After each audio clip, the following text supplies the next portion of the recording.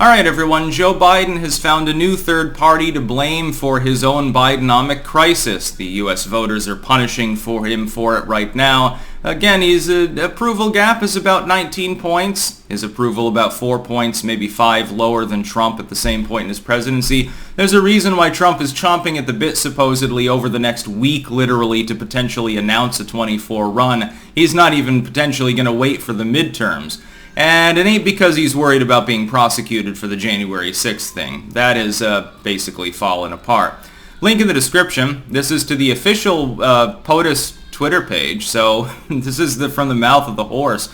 Biden has now mysteriously decided he was wrong about it being the Putin price hikes.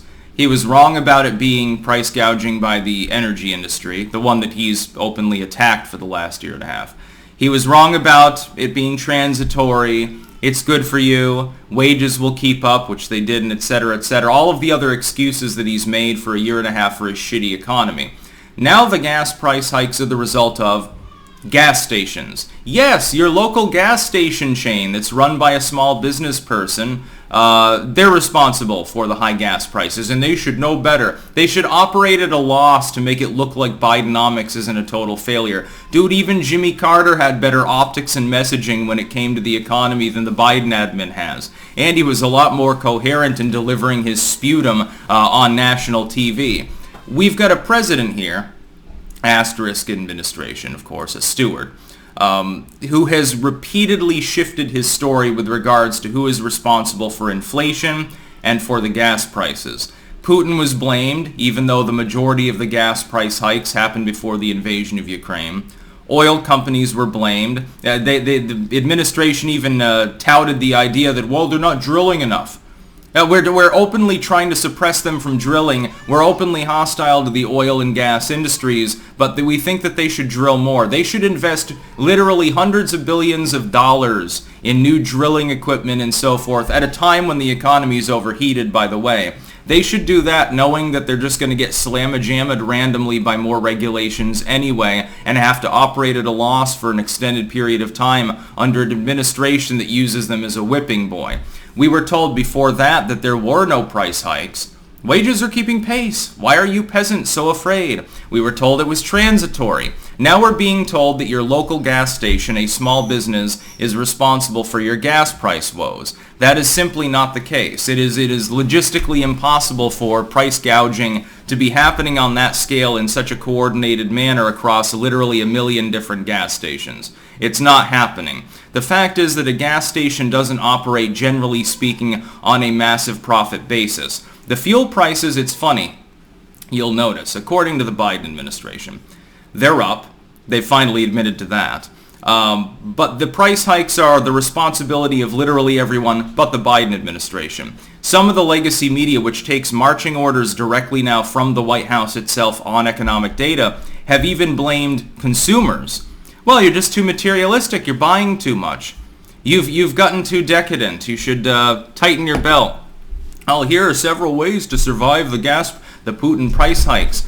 You can drive us. You can carpool. Carpool, one vehicle instead of 3 vehicles working. You save a lot of fuel. And overlooking, most of rural America, lots of suburban America, parts of small town America, and basically fixating on the inner cities.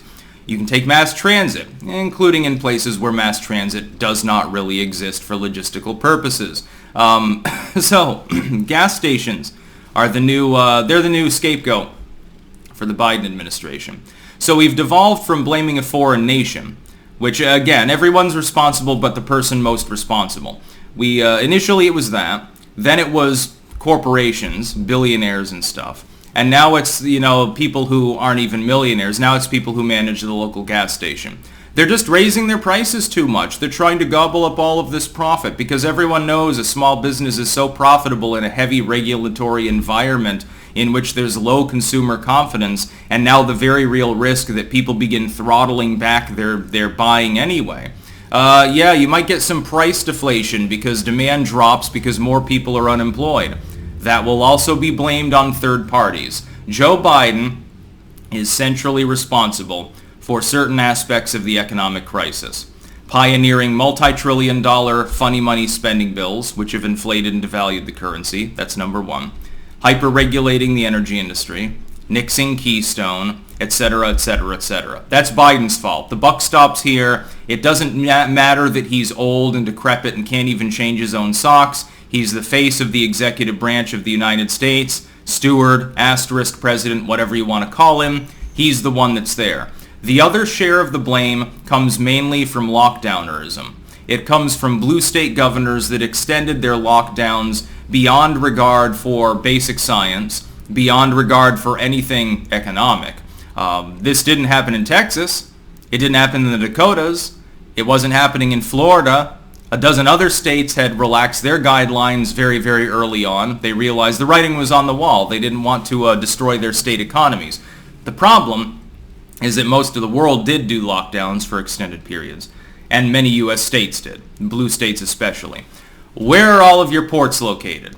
Oh, New York and California and places like that. Oh, other than Floridian ports and a few in Virginia halfway through, all of the others were backlogged. They're still backlogged now. Last month, the Biden administration was taking credit for the fact that backlogs and loading time had been reduced by, 30% or something.